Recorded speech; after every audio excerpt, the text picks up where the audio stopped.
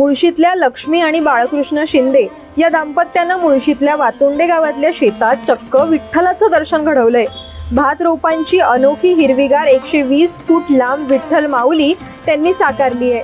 पंढरीची वारी सुरू असतानाच ही भात रोपांचं विठ्ठलाचं रूप पाहण्यासाठी पुण्यातूनही आता गर्दी होऊ लागली आहे। या विठ्ठलाचा फोटो व्हायरल झाल्यानं शेतातल्या हिरव्या विठ्ठलाचं कौतुक साऱ्या देशभर होतंय। बाळकृष्ण शिंदे यांनी आपल्या 1 गुंठे शेतामध्ये विठ्ठल शोधला आणि तो पेरला। 120 फूट लांब आणि 60 फूट रुंद उंचीचा पांडुरंग रूपी भात पीक उगवून आला आहे। महिनाभरापूर्वीच शिंदे यांनी शेतात बियाणं टाकून दाढ तयार केली होती। भाताच्या दाढी विठ्ठल रूपी फक्कीनं काढलेल्या डिझाईन मध्ये तंतोतंत पेरल्यात। पाऊस होताच आता हा पेरलेला विठ्ठल लक्षवेधी ठरलाय।